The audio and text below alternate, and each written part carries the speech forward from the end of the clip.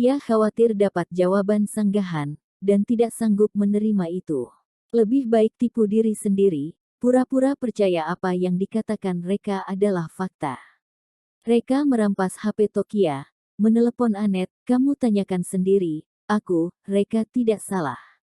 Melihat inisiatif Reka, Tokia tertawa terbahak-bahak. Anak ini tidak merasa bersalah sama sekali, malah inisiatif memintanya telepon untuk buktikan, pasti tidak bohong.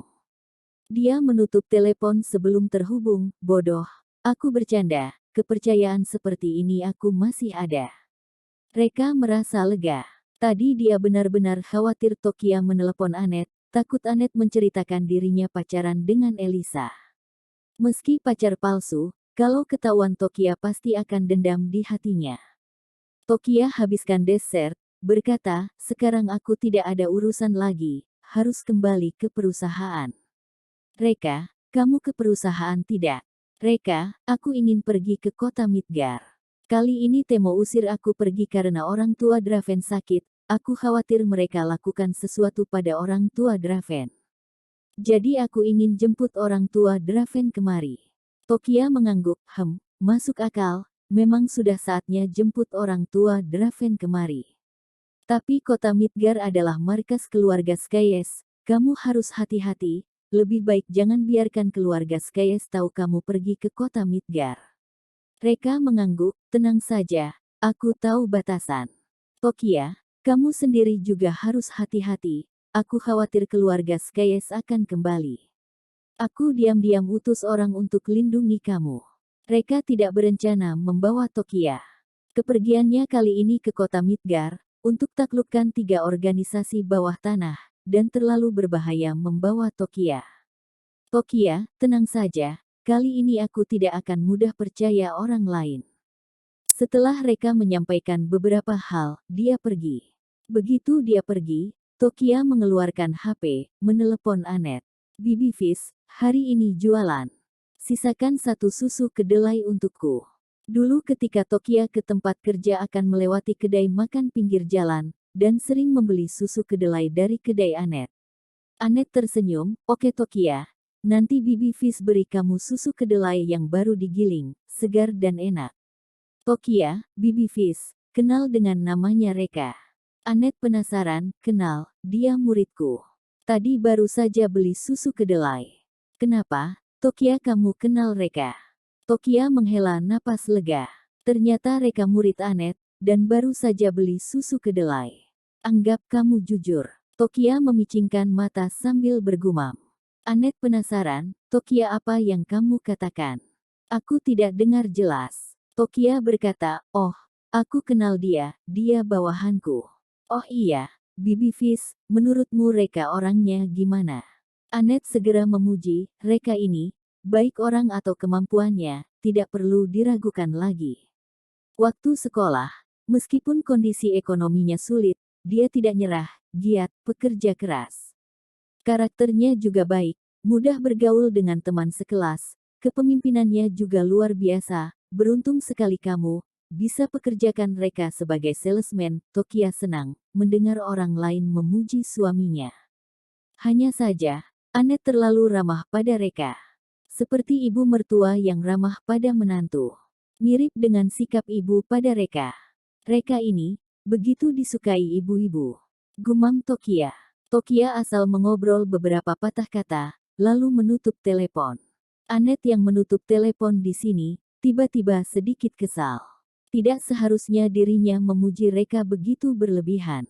Kalau Tokia menyukainya, merebut Reka dari putrinya Elisa.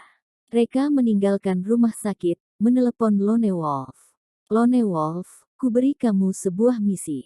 Aku ingin pergi ke kota Midgar, kirim beberapa orang diam-diam lindungi kakak iparmu. Lone Wolf bersumpah di telepon, Bang, tenang saja, siapa yang berani melirik kakak ipar, akan kucongkel biji matanya. Reka merasa jijik, sudah, tidak perlu begitu kejam. Selain itu, aku ingin ambil alih kota Midgar aset underground. Kamu kirim tim ke kota Midgar untuk penyergapan.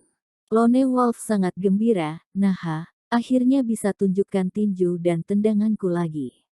Bang, Tidak perlu bawa tim, aku bisa sendiri, tidak apa-apa aku menderita sedikit. Reka marah, kamu jenderal perang Gok yang bermartabat turun tangan sendiri habisi para gangster, kamu tidak malu, tapi aku sedih. Cepat atur satu tim, pergi sergap dan siap-siap untuk menyerang. Lone Wolf merasa kecewa, baiklah, akan kuatur.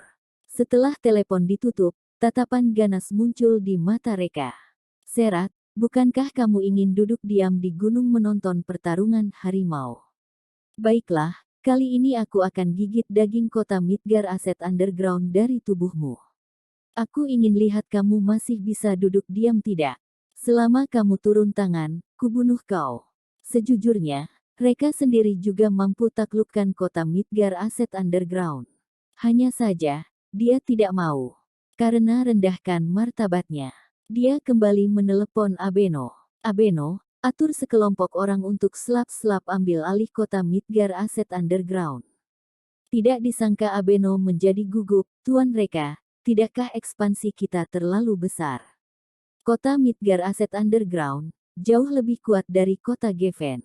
Dan sekarang kita belum sepenuhnya taklukkan Underworld kota Geffen. Kalau benar-benar bertarung dengan kota Midgar, takutnya kehilangan keduanya. Reka marah, dasar pengecut, lebih baik kuserahkan tugas ini pada tiran. Abeno tercengang, buru-buru menjelaskan, Tuan Reka, aku hanya sampaikan pendapatku, bukan takut perang. Sekarang juga aku bentuk tim, kapan saja siap pergi ke kota Midgar. Reka berkata, untuk apa kalian pergi ke kota Midgar? Abeno tercengang, Tuan Reka, bukankah Anda bilang ingin taklukkan kota Midgar Aset Underground? Reka, dengar yang jelas. Aku bilang kalian harus siap-siap ambil alih kota Midgar Aset Underground.